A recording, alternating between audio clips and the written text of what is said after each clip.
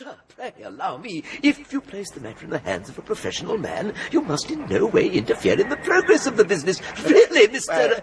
I forget your friend's name, Mr. Wardle. Pickwick. Ah, Pickwick. Really, Mr. Pickwick, my dear sir, excuse me. I shall be happy to receive any private suggestions of yours as amicus curiae, but you must see the impropriety of interfering. My only wish, sir, was to bring this unpleasant matter to a speedy close as possible. Very good, very good. But you should have suggested it to me. Never mind all that. You want me to accept half a guinea? Very well, I'm agreeable. I can't say no fairer than that, can I, sir?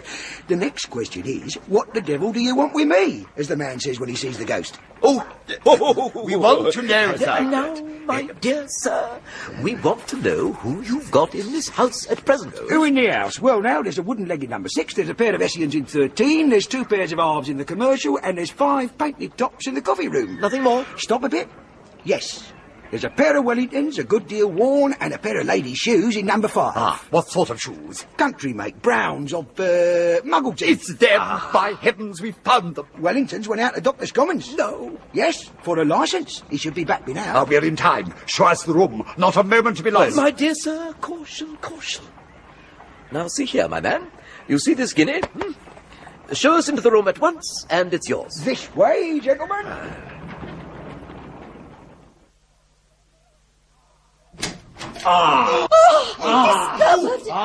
You're a nice rascal, aren't you? My dear sir, pray consider defamation. Calm yourself. How dare you drag my sister from my house? You may ask that. Very good. Who the devil are you? Who is he? You scoundrel, he's my lawyer, Mr. Perker of Gray's Inn. Perker, I'll have this fellow persecuted, prosecuted, indicted. I'll ruin him. And as for you, Rachel, at a time of life when you ought to know better, what do you mean by running away with a vagabond? Disgracing your family and making yourself miserable. Get on your bonnet and come back. Hi, you. Richard? Yes, you call a hackney coach directly and bring this lady's bill. Do nothing of the kind. Leave the room, sir. No business here. Lady free to act as she pleases. More than 1 in 20. More than 1 in 20. More than 1 in 40. My aunt! You're 50 if you're an hour. Oh, Get a glass of water. A glass of water, bring a bucket and throw it all over her. It'll do her good, and she richly deserves it. You brute! What's going on here, Sam? Oh, the lady's fainted, you poor dear. There, let me help you. Oh, men are such brutes. Now, come along, I'll carry her downstairs. Boots, fetch me an officer. Stay, consider, sir. I'll not consider. She's her own mistress. See who dares take her away, unless she wishes it. I will not be taken away. I do not wish it. Poor dear, come with me to my little room. You'll be safe there. My dear sir, over here. It's a distressing case. We're in a very awkward situation. We must look for a compromise. What do you recommend? Why, my dear sir, our friend Mr. Wardle here is in an unpleasant position. We must, I fear, be content to suffer some pecuniary loss. I'll suffer anything rather than submit to this disgrace and let her, fool as she is, be made miserable for life. So be it. Mr. Jingle, if you would just step into the next room with me for a moment. Very well.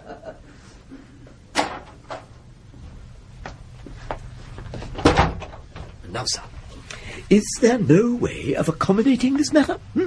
Now, sir, between you and I, we know very well that you have run off with this lady for the sake of her money. Don't frown, sir. I say between you and I, we know it. We are both men of the world, and we know very well that our friends here are not.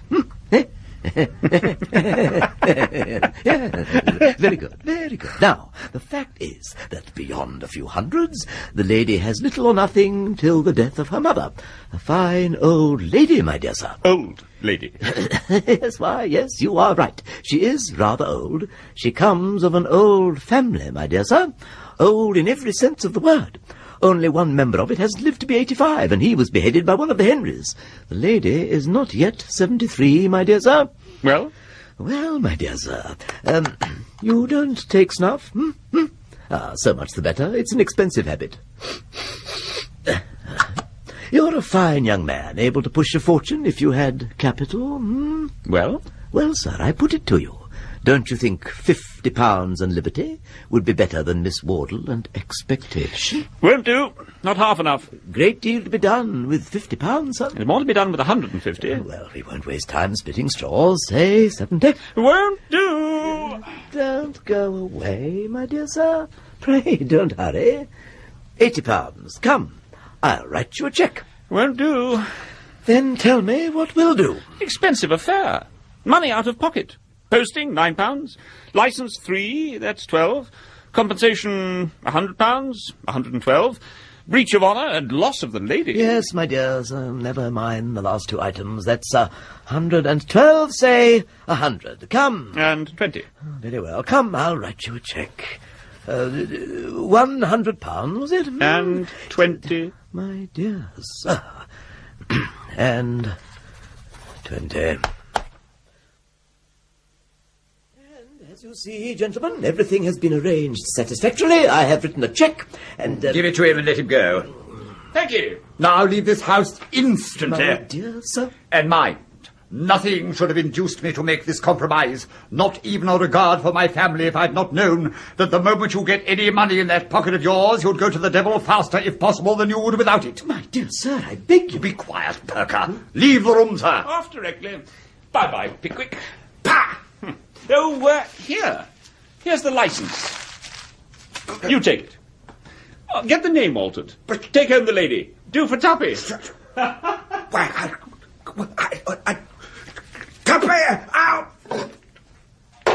Hello, furnishings is cheap. Where you come from? Self-acting it, that there. It's wrote your mark upon the wall, old gentleman. Hold still, sir. What's the use of running after the man who's made his lucky and got to the other end of the borough by this time? Oh, you're quite right. Thank you.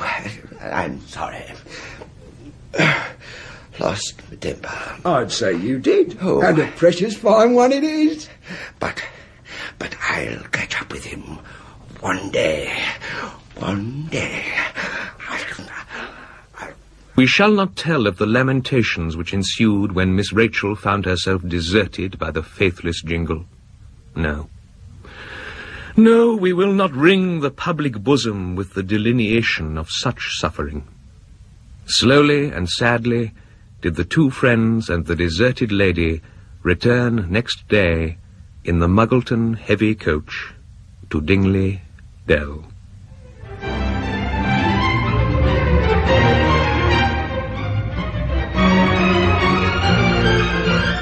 In Part 2 of Charles Dickens's The Pickwick Papers, dramatised by Barry Campbell, the part of Mr. Pickwick was played by Freddie Jones. Mr. Winkle, Philip Bond, Mr. Tupman, Michael Graham Cox, Mr. Snodgrass, Stephen Thorne, Miss Rachel, June Whitfield, Mr. Jingle, Paul Chapman, Mr. Wardle, Jack May, old Mrs. Wardle, Kathleen Helm, Joe, Michael Troughton, Emily, Heather Bell, Isabella, Anne Rosenfeld.